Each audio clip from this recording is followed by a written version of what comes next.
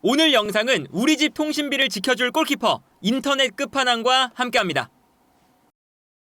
현지에서도 이제 포스테콜로 감독의 경질 여부에 대해서 이제 이야기가 많이 나오고 있어요. 그런데 아직까지 토트넘은 포스테콜로 감독의 경질에 크게 관심 없다라는 얘기를 이제 로마노 기자가 했습니다. 로마노가 이제 어떤 이야기를 했냐면, 지금 포스테콜로 감독에 대한 어제 경기가 있었으니까 월요일 아침 토트넘의 상황 이렇게 이제 보도를 했어요. 현재 포스테콜로 감독에 대한 경질 여부는 실질적인 움직임이 없습니다. 앞으로 이제 며칠 동안 무슨 일이 일어날지 봐야 하지만 지금 토트넘 내부에서는 부상을 매우 큰 문제로 여기고 있고, 이 부상 때문에 지금 포스테콜로 감독의 축구가 작동하지 않는 것으로 보고 있다. 이 포스테콜로 감독의 축구가 성적이 너무 안 좋은 이런 이유가 그 중심에는 부상이 너무할 정도로 지금 겹쳐 있기 때문에 지금 포스테콜로 감독에게 시간을 더 줘야 된다라는 이야기인 거죠. 그리고 포스테콜로 감독도 그런 뉘앙스의 인터뷰를 계속 하고 있었잖아요. 우리가 부상이 너무 많기 때문에 부상에서 선수들이 돌아오면 분명히 우리가 극복할 수 있다, 돌아올 수 있다 라는 이제 얘기를 좀 하고 있는 건데, 아마 이제 포스테콜로 감독도 지금 그런 얘기를 하고 있고, 토트넘도 이제 포스테콜로 감독이 경질이 아니라 조금은 더 지켜봐야 된다.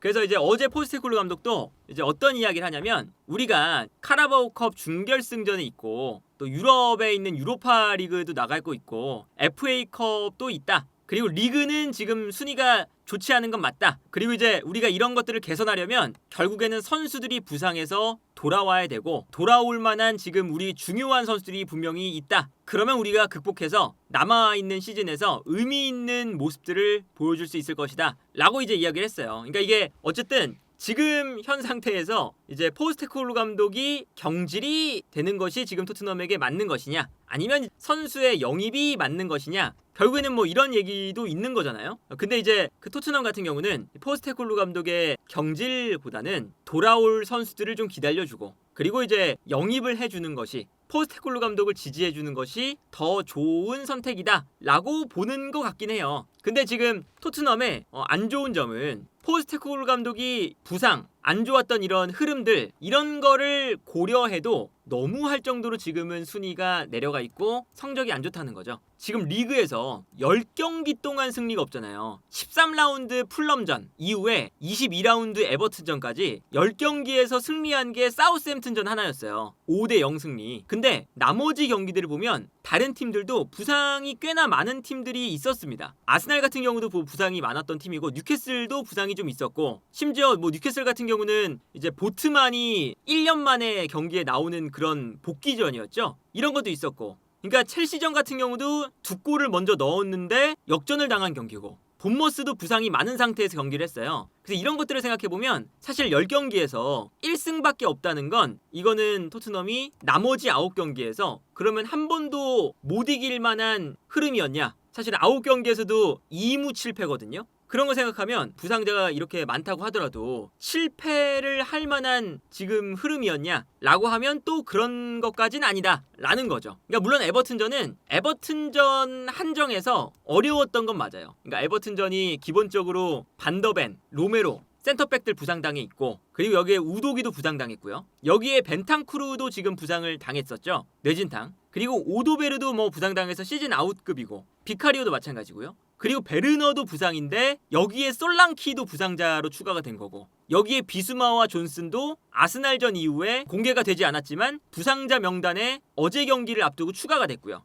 어제 경기만큼은 사실은 부상자가 너무 할 정도로 문제가 있었던 건 사실이었어요. 근데 그거를 감안해도 이 토트넘의 성적 10경기에서 1승, 이거는 사실은 이 토트넘이 상대하는 이 팀들이 그렇다고 해서 한 번도 못 이길 만한 그런 팀들은 아니었기 때문에 요 이제 성적이 최근 들어서 부상자 때문에 성적이 안 나온다, 이렇게만 볼 수가 없는 상황이 된 거죠. 현지에서도 이제 그런 반응들이 나오고 있기도 하고, 그리고 순위가 이제는 말도 안 되는 순위가 된 거잖아요. 지금 현재 토트넘의 순위가 15등이 됐죠. 이제 승점 24점이고 이제 에버튼과 4점 차이예요. 울버햄튼과는 8점 차이인 건데, 울버햄튼과의 8점 차이지만 울버햄튼이 한 경기를 덜 했습니다.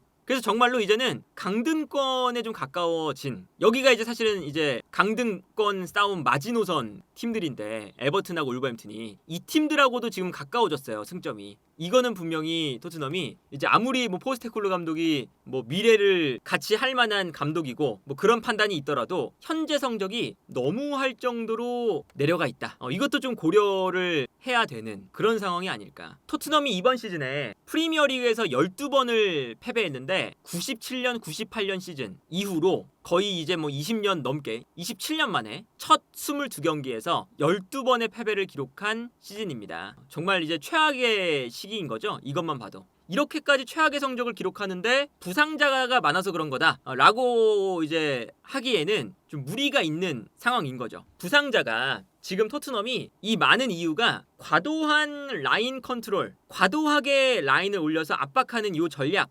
때문이라고 평가를 받기 시작하고 있잖아요. 지난 시즌도 부상이 많았고 이번 시즌도 부상이 많으니까. 그리고 어제 경기에서도 이제 볼 수가 있었던 것 중에 하나는 뭐냐면, 그러니까 어제 이제 3백이 요런 거였잖아요. 벤 데이비스, 드라구신, 그레이 요 3백인데 이 3백이 왜 나왔냐면, 사실 어제도 물론 이제 선수가 부족하지만 아치 그레이를 수비형 미드필더에 두면서 이렇게 포백으로 나올 수도 있었어요. 근데 원톱 자리에 히샬리송도 선발로 못 나오는 상태, 몸 상태가 별로라서. 그런데 솔랑키도 부상인 상태다 보니까 손흥민을 원톱으로 올렸습니다. 그러면 이제 이 측면 지역에 측면 공격수가 나와야 되는데 베르너가 또 부상을 당한 거예요. 그러다 보니까 이 측면에 존슨도 부상을 당하고 측면에 나올 수 있는 선수가 없어서 메디슨이 나와야 됐습니다. 근데 이렇게 메디슨이 나오면 측면 공격이 안 되니까, 그러면 이렇게 가운데로 메디슨을 보내고 풀백을 올리자. 그리고 이 과정에서 그냥 3백으로 시작을 해보자. 뭐 이런 거였던 거죠. 그래서 어쩔 수 없는 이런 뭐 선수가 부족하니까 여러 가지 끼워 맞추는 이런 상황에서 나온 3백이긴 해요. 그런데 이제 그걸 감안하더라도 그 3백을 쓸 때도 어제 경기를 보면 익숙하지 않은 3백이잖아요. 그런데도 어제 경기를 하는 걸 보면 엄청나게 라인을 높게 올려둡니다. 이게 이제 3백을 만드는 장면이었거든요.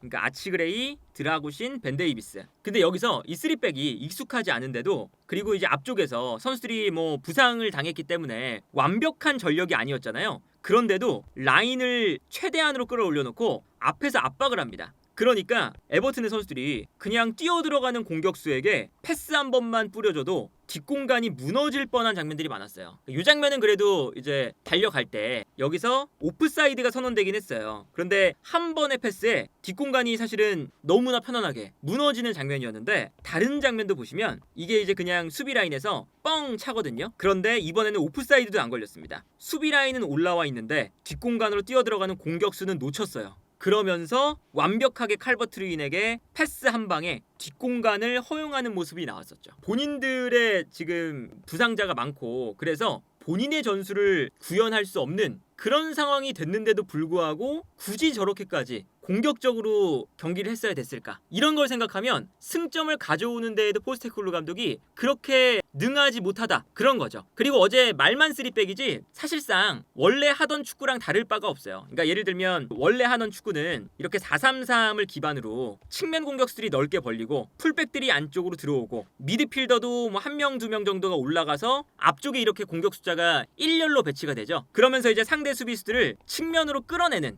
그리고 안쪽에서는 뛰어가는 이런 형태잖아요. 그런데 어제 경기에서 3백을 썼을 때 약간 달라진 거예요. 특히나 이 메디슨 같은 선수가 측면을 넓게 쓰는 선수가 아니니까 오히려 가운데로 들어가 있고 풀백들이 올라갑니다. 그리고 여기에 더해서 베리발이나 사르 중에 한 명이 올라가요, 공격적으로. 그 다음에 여기에 플러스 아치그레이도 센터백이지만 가운데로 들어왔다가 올라가서 공격 숫자를 추가합니다. 그래서 어제도 거의 6명, 7명이 이렇게 라인을 형성하면서 공격수를 저렇게까지 많이 늘리는 형태였어요. 그러니까 이게 뭐 나쁘다 그런 게 아니라 본인의 축구가 구현되기가 지금 힘든 상황, 그러니까 선수단의 부상자가 많은 상황임에도 불구하고 너무 과도하게 선수를 앞쪽에 배치하는 것이 아니냐라는 비판을 들을 수가 있는 거죠. 이 장면을 보면 측면에서 스펜스가 볼을 가지고 올라왔어요. 그런데 손흥민, 메디슨, 사르, 클루셉스키, 히샬리송 모두 다 올라가 있습니다. 이 공격 과정에서 모든 선수가 앞에 있다 보니까 포로까지 지금 올라오는 상황이었거든요.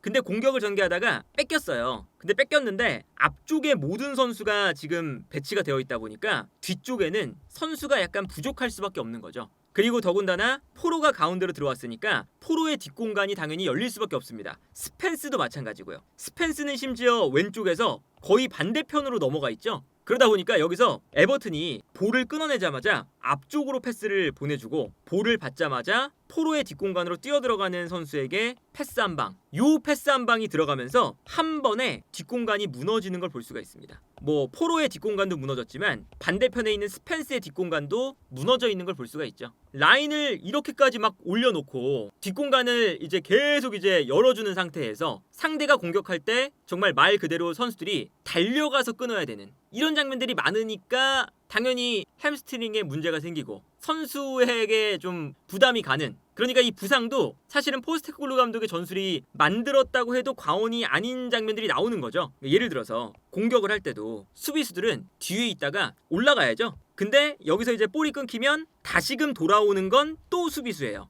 그래서 수비수들이 또 올라갔다가 열심히 또 스프린트를 하면서 내려와야 돼요. 뒷공간도 커버를 해야 되고, 공격수들은 비교적 수비수들보다는 덜 내려오죠. 토트넘의 지금 문제가 포스테코글루 감독의 이제 축구를 믿고 지원을 해주는 게 더 먼저냐, 아니면 포스테코글루 감독을 경질을 하는 게 먼저냐, 반등을 하기 위해서 요 선택을 이제 토트넘도 어느 정도 해야 되는데, 포스테코글루 감독을 믿고 가기에는 전술적인 유연함도 부족하고 선수단 관리도 부족하고 전반적으로 이제 전술적인 측면도 뭔가 해법을 못 찾고 있고, 지금 이 극단적인 축구에 선수들만 죽어나고 있는 상황이니까 과연 이 포스테코글루 감독을 믿고 영입을 해주는 게 옳을까? 물론 지금 토트넘은 포스테코글루 감독을 좀 믿는 그런 쪽이긴 한데 과연 이게 옳은 건지는 한 번 더 생각해 볼 필요가 있지 않을까. 그래서 포스테코글루 감독이 이번 주중에 있는 유로파, 주말에 있는 레스터시티 요 두 경기에서 정말 눈에 띌 만한 그런 성적을 보여주지 않는 이상 포스테코글루 감독도 이제는 정말 위험하지 않을까.